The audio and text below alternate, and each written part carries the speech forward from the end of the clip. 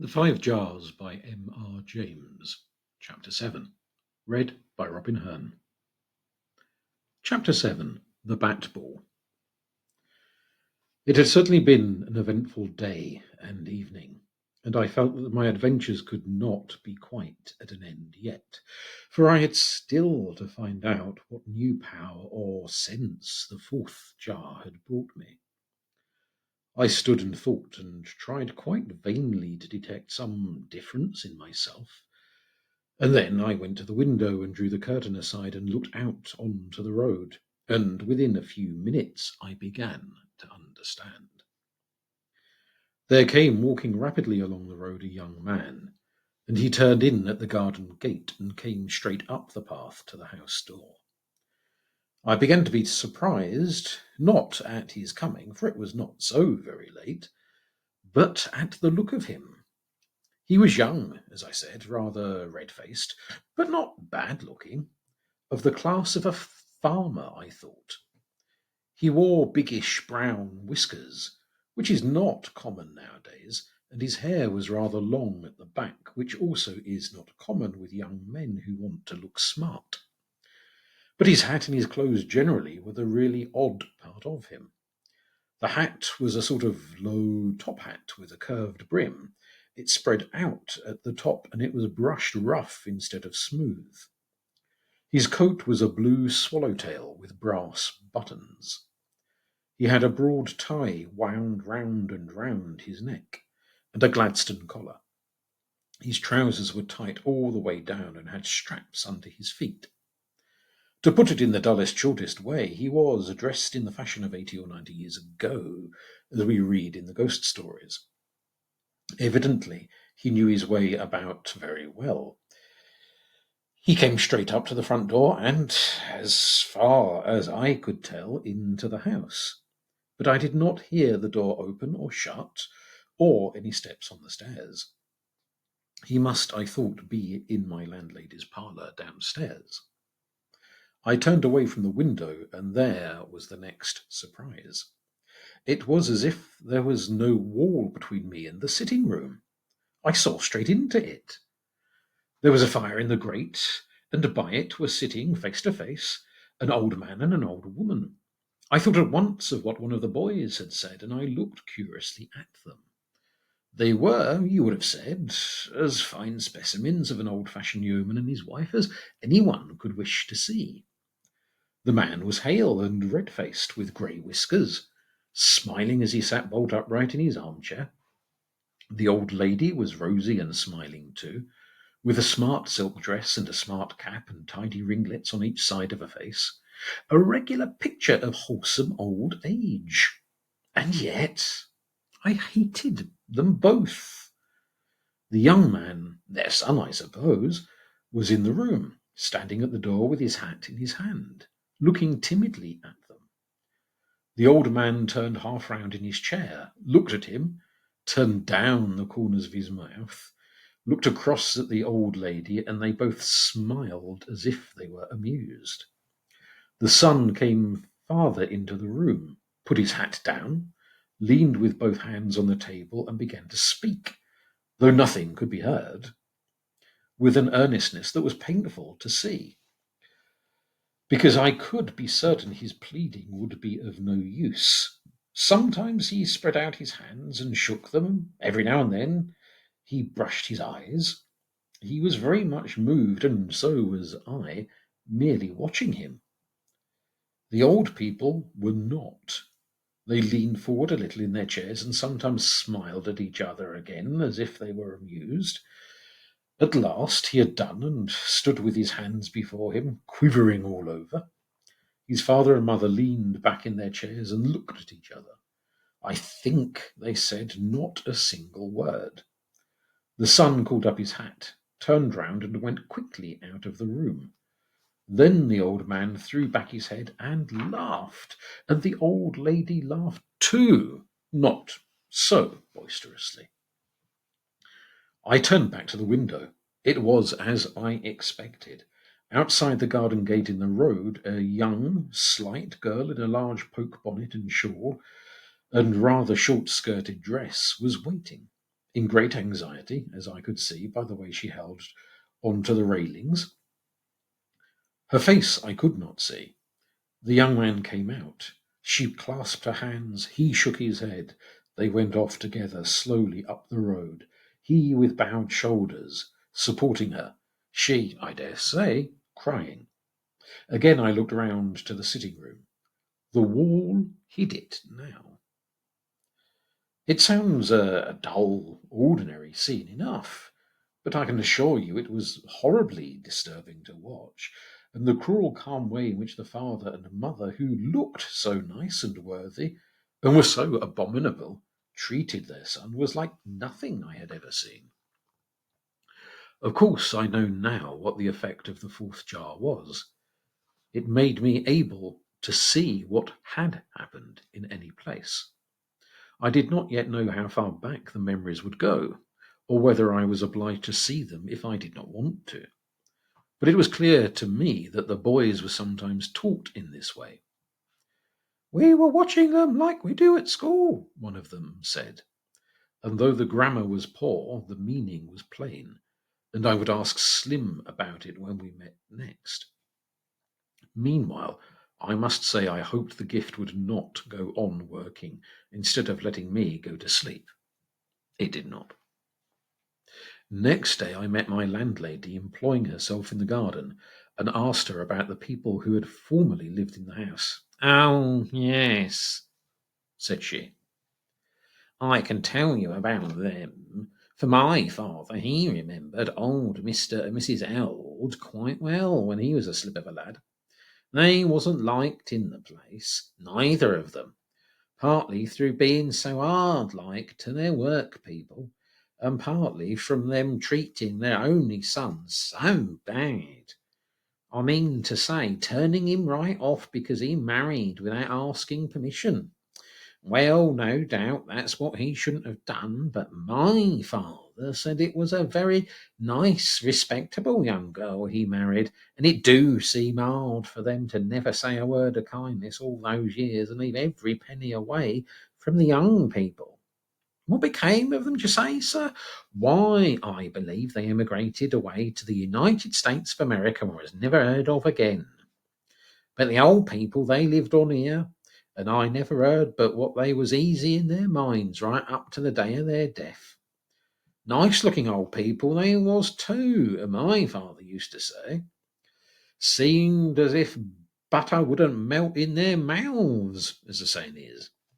Now, I don't know when I thought of them last, but I recollect my father speaking of them as well, and the way they're spoke of on their stone that lays just to the right-hand side of as you go up to the churchyard path, well, you'd think there never was such people.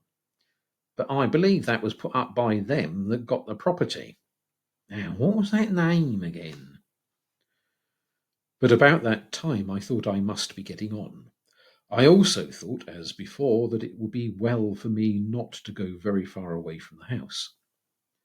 As I strolled up the road, I pondered over the message which Wag's father had been so good as to send me. If they're about the house, give them horseshoes. If there's a bat ball, squirt at it. I think there's a squirt in the tool house. All very well, no doubt. I had one horseshoe, but that was not much, and I could explore the tall house and borrow the garden squirt, but more horseshoes? At that moment I heard a squeak and a rustle in the hedge, and could not help poking my stick into it to see what had made the noise. The stick clinked against something with its iron ferrule. An old horseshoe, evidently shown to me on purpose by a friendly creature. I picked it up, and not to make a long story of it, I was helped by much the same devices to increase my collection to 4. And now I felt it would be wise to turn back. As I turned back into the garden and came in sight of the little potting shed or tool house or whatever it was, I started. Someone was just coming out of it. I gave a loud cough. The party turned round hastily. It was an old man in a sleeved waistcoat, made up, I thought, to look like an odd man. He touched his hat civilly enough and showed no surprise, but, oh horror, he held in his hand the garden squirt. "Morning," I said. "Going to do a bit of watering?" He grinned. "Just step out to borrow this off the lady. There's a lot of fly gets on the plants this weather." "I dare say there is. By the way, what a lot of horseshoes you people leave about. How many do you think I picked up this morning just along the road? Look here." I held one out to him, and his hand came slowly out to meet it, as though he could not keep it back. His face wrinkled up into a horrible scowl, and what he was going to say I don't know, but just then his hand clutched the horseshoe and he gave a shout of pain, dropped the squirt and the horseshoe, whipped round as quick as any young man could, and was off round the corner of the shed before I had really taken in what was happening. Before I tried to see what had become of him, I snatched up the squirt and the horseshoe and almost dropped them again. Both were pretty hot, the squirt much the hotter of the two, but both of them cooled down in a few seconds. By that time my old man was completely out of sight, and I should not wonder if he was away some time, for perhaps you know and perhaps you don't the effect of an old horseshoe on that sort of people.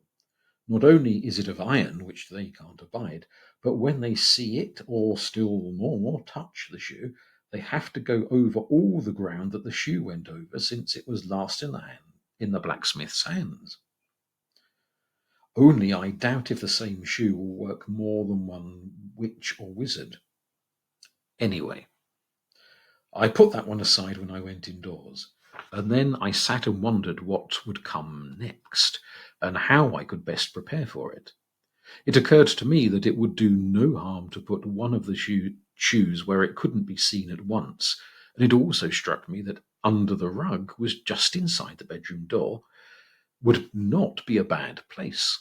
So there I put it, and then fell to smoking and reading. A knock at the door. "Come in," said I, a little curious. But no, it was only the maid. As she passed me, which she did quickly, I heard her mutter something about handkerchiefs for the wash, and I thought there was something not quite usual about the voice. So I looked round. She was back to me, but the dress and the height and the hair was what I was accustomed to see. Into the bedroom she hurried, and the next thing was a scream like that of at least two cats in agony. I could just see her leap into the air, come down again on the rug, scream again, and then bundle hopping, limping, I don't know what, out of the room and down the stairs. I did catch sight of her feet, though. They were bare, they were greenish, and they were webbed, and I think there were some large white blisters on the soles of them. You would have thought that the commotion would have brought the household about my ears, but it did not, and I can only suppose that they heard no more of it than they did of the things which the birds and so on say to each other. "Next, please," said I, as I lighted a pipe. But if you'll believe it, there was no next. Lunch, the afternoon, tea, all passed by, and I was completely undisturbed. They must be saving up for the bat ball, I thought. What in the world can it be? As candle time came on and the moon began to make herself felt, I took up my old position at the window with the garden squirt at hand and 2 full jugs of water on the floor, plenty more to be got from the bathroom if wanted. The leaden box of the 5 jars was in the right place for the moonbeams to fall on it, but no moonbeams would touch it tonight. Why was this? There were no clouds. Yet, between the orb of the moon and my box, there was some obstruction. High up in the sky was a dancing film, thick enough to cast a shadow on the area of the window, and ever as the moon rode higher in the heavens, this obstruction became more solid. It seemed gradually to get its bearings and settle into the place where it would shut off the light from the box most completely. I began to guess. It was the bat ball. neither more nor less than a dense cloud of bats, gradually forming itself into a solid ball and coming lower and nearer to my window. Soon they were only about 30 feet off, and I felt that the moment was come. I have never much liked bats, nor desired their company, and now as I studied them through the glass and saw their horrid little wicked faces and winking wings, I felt justified in trying to make things as unpleasant for them as I could.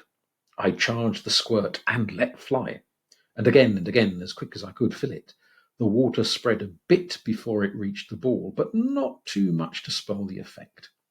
And the effect was most alarming.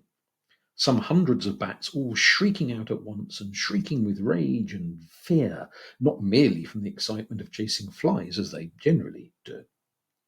Dozens of them dropping away with wings too soaked to fly, some onto the grass where they hopped and fluttered and rolled in ecstasies of passion, some into bushes, one or two plumb onto the path where they lay motionless. That was the first tableau. Then came a new feature. From both sides there darted into the heart of the ball 2 squadrons of figures flying at great speed, though without wings, and perfectly horizontal, with arms joined and straight out in front of them. And almost at the same instant 7 or 8 more plunged into ball from above, as if taking headers. The boys were out. I stopped squirting, for I did not know whether the water would fell them as it felled the bats, but a shrill cry rose from below. "Go on, Em! Go on, Em!" So I aimed again, and it was time, for a knot of bats just then detached itself from the main body and flew full face towards me. My shot caught the middle one on the snout, and as I swung the squirt to left and right, it disabled 4 or 5 others and discouraged the rest. Meanwhile, the ball was cloven again and again by the arms of the flying squadrons, which shot through it from side to side and from top to bottom, though never, as appeared later, quite through the middle. And though it kept closing up again, it was plainly growing smaller as more and more of the bats outside, which were exposed to the squirt, dropped away. I suddenly felt something alight on my shoulder, and a voice said in my ear, "Wag says if you could throw a stone into the middle now, he believes it would be finishing them. Can you?" It was, I think, Dart who had been sent with the message. "Horseshoes, I suppose he means," I said. "I'll try." "Wait till we're out of the way," said Dart, and was off. In a moment more I heard, not what I was rather expecting, a horn of Elfland, but 2 strokes on the bell. I saw the figures of the boys shoot up and away to left and right, leaving the bat ball clear, and the bat shrieked aloud, I dare say in triumph at the enemy's retreat. There were 2 horseshoes left. I had no idea how they would fly, and I had not much confidence in my power of aiming. But it must be tried, and I threw them edgeways like quoits. The first skimmed the top of the ball, the second went straight through the middle. Something which the bats in the very centre were holding, something soft, was pierced by it and burst. I think it must have been a globe of jelly-like stuff in a thin skin. The contents spurted out onto some of the bats and seemed to scald the fur off them in an instant and singe up all the membranes of their wings. They fell down at once with broken screams. The rest darted off in every direction, and the ball was gone. "Now, don't be long," said a voice from the window-sill. I thought I knew what was meant, and looked to the leaden casket. As if to make up for lost time, the moonbeam had already made an opening all round the part of it on which it shone, and I had but to turn the other side towards it, not even very slowly, to get the whole lid free. After cleansing my hands in the water, I made trial of the fifth jar, and as I replaced it, a chorus of applause and cheering came up from below. The jars were mine.